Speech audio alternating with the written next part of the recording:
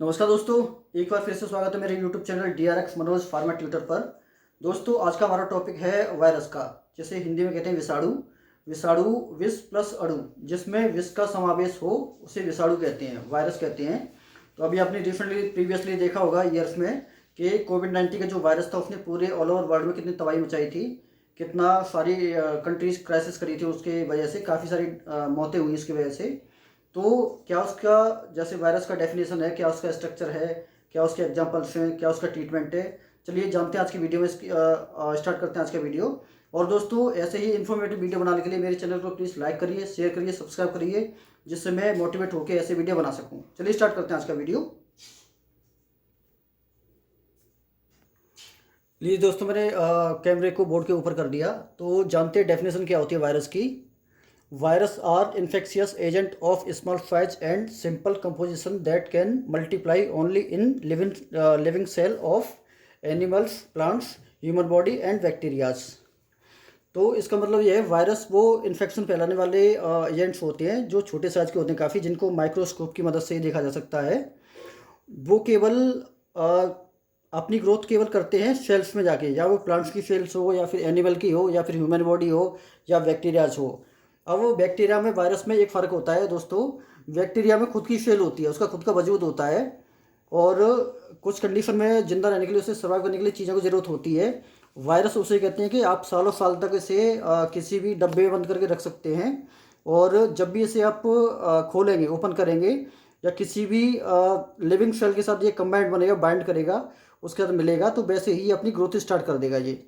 तो 1 से 2, 2 से 4, 4 से 10 अपनी जैसे ग्रोथ बढ़ाता जाएगा, अपनी संख्या बढ़ाता जाएगा। लेकिन बढ़ाएगा कब? जब ये आपका किसी भी लिविंग, जो जिंदा कोई सेल्स हो, उसके संपर्क में आएगा। जब तक ये वायरस उसे कहते हैं, जैसे जब तक ये किसी जिंदा सेल्स के संपर्क में नहीं आएगा तो ये अपनी ग्रोथ नहीं कर सकता। चाहे इसे साल, 10 साल, 20 साल, 50 साल तक किसी आप डब्बे बंद कर रख दीजिए, ऐसे ही रखा रहेगा वो।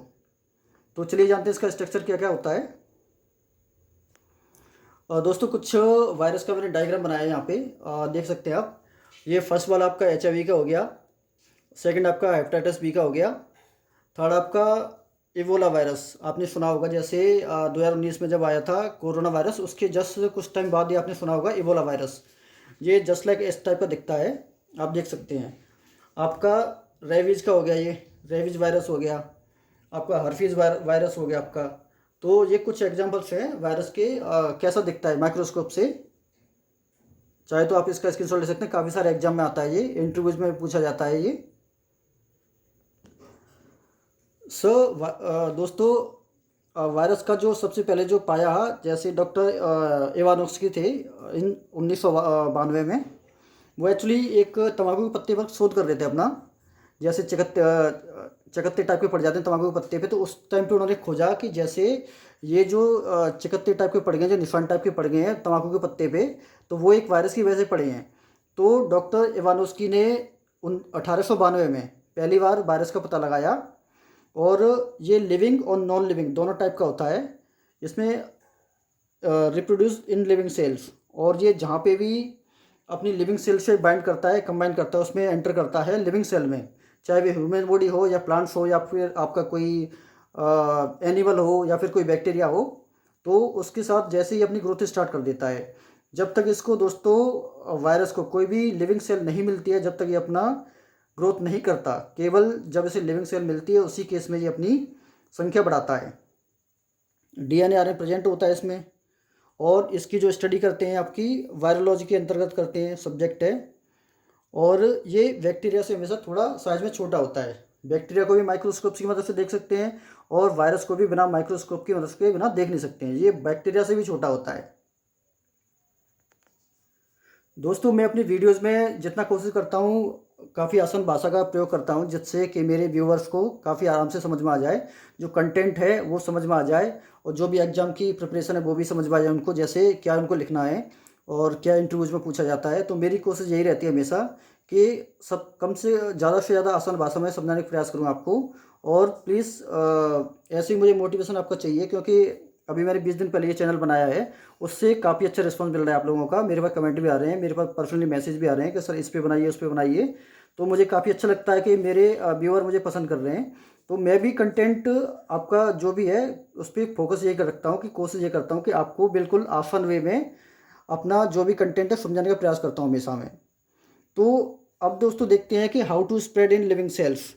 ये वायरस जो है कैसे एक सेल से दूसरे सेल में फैलता है। ये एक आदमी से ये दूसरे आदमी में, या एक प्लांट से दूसरे प्लांट में, या फिर एक एनिमल से दूसरे एनिमल में फैलता है ये। तो बाई एयर हो सकता है, ये हवा के द्वारा उड़ के भी जा सकता है, ठीक है। खाने और पानी के साथ में फूड एंड वाटर के द्वारा भी ट्रांसफ़र हो सकता है ये एक दूसरे में। और intimate with the infected person, जैसे कोई पर्सन है जो HIV से ग्रसित है और उसके साथ हम इंटीमेट होते हैं विदाउट एनी प्रोटेक्शन, तो उस केस में भी HIV होने का चांस रहता है।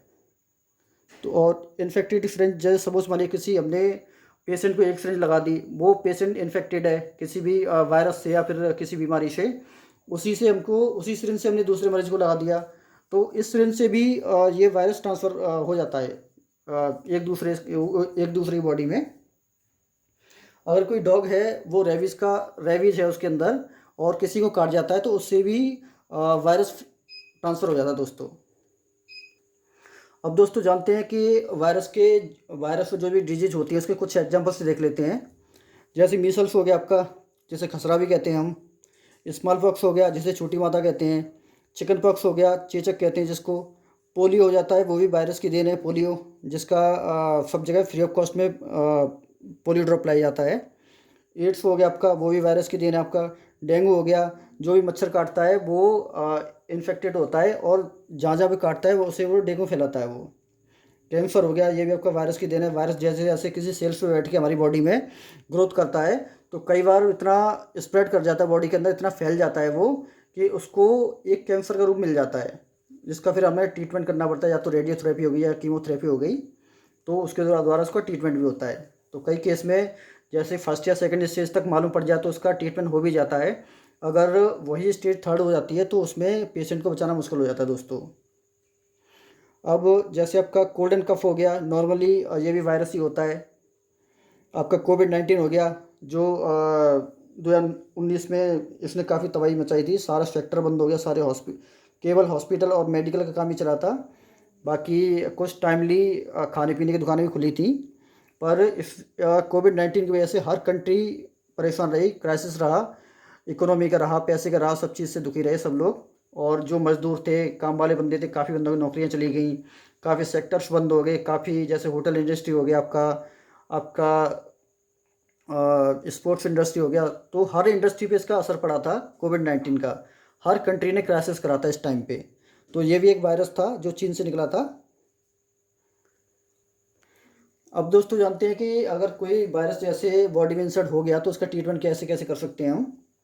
पहली बात तो वैक्सीनेशन होता है सारा, उसकी हर वायरस की वैक्सीन आती है। तो हमेशा बच्चे को, जब बच्चा पैदा हो तो उस टाइम सारे टीके लगवाने चाहिए, और टाइम टू टाइम बड़े होने के बाद भी जो भी वैक्सीनेशन होता है वो करवाना चाहिए, जिससे हमारी बॉडी में एंटीबॉडीज़ बन सकें और हम वायरस से बच सकें। दूसरा होता है कीमोथेरेपी। इसमें दोस्तों बहुत सारे एंटीबायोटिक्स होते हैं जिसके द्वारा एज पर डिपेंड कि कौन सी बीमारी है पेशेंट को, सबसे एंटीबायोटिक डिफाइन होती है और पेशेंट को दी जाती है, जिसके द्वारा पेशेंट का ट्रीटमेंट कराया जाता है। और सबसे मोस्ट इम्पोर्टेंट हो गया दोस्तों अपना इम्यून सिस्टम। हमेशा अपना इम्यून सिस्टम, खाना पीना हमेशा सही रखना चाहिए। लाइक जो बॉडी को लगे, मान लीजिए आपका फाइबर्स हो गया, आपके फल फ्रूट हो गए, दूध हो गया, दही हो गया, घी हो गया। अगर जैसे आप खा सकते हैं तो वेज नॉन वेज कुछ भी खा सकते हैं, हरी सब्जियां हो सकती हैं कच्ची, वो खा सकते हैं, जिससे बॉडी की इम्यूनिटी पावर बढ़े। हमेशा वायरस भी क्या है कि जैसे जो कमज़ोर बॉडी होती है उसमें, जिसकी इम्यूनिटी पावर कमज़ोर होती है, उसमें बहुत जल्दी इफ़ेक्ट करता है, अपनी सेल्फ डेवलप करना स्टार्ट कर देता है। अगर आपकी इम्यूनिटी पावर बढ़िया है तो कोई भी वायरस उसमें जाएगा तो आपकी जो एंटीबॉडी है उसका मुकाबला करेंगे, उसको अंदर घुसने से पहले ही ख़त्म कर देंगे। तो इसलिए दोस्तों हमेशा खाने पीने का ध्यान रखें और हमेशा अपनी इम्यूनिटी पावर को स्ट्रॉन्ग रखें, जिससे कि छोटी मोटी बीमारी अपनी बॉडी में घुसने नहीं पाए। अगर घुस भी जाती हैं तो हमारी एंटीबॉडी इतनी स्ट्रॉन्ग हो कि उसको अंदर घुसते ही किल कर दें। और चौथा होता है दोस्तों अल्ट्रावायलेट रेस। जो अल्ट्रावायलेट रेस होती है वो वायरस को किल करती है। कई केसेस में आपने देखा रेडियोथेरेपी होती है, और जैसे किसी कैंसर पेशेंट को जाते हैं तो रेडियोथेरेपी डॉक्टर लिखते हैं, तो इस केस में वायरस को किल करने के लिए लिखा जाता है। दोस्तों ये था आज का वीडियो, कैसा लगा आपको कमेंट करके जरूर बताइएगा, और कोई भी कन्फ्यूजन कोई भी क्वेरी हो तो ज़रूर बताइएगा, और मैं कोशिश करूँगा आपके सवालों का जवाब देने के लिए। और मेरे चैनल को प्लीज़ लाइक करिए, शेयर करिए, सब्सक्राइब करिए, जिससे मैं मोटिवेट होता रहूँ, ऐसे वीडियो बनाता रहूँ। आपका दोस्त मनोज। Thank you.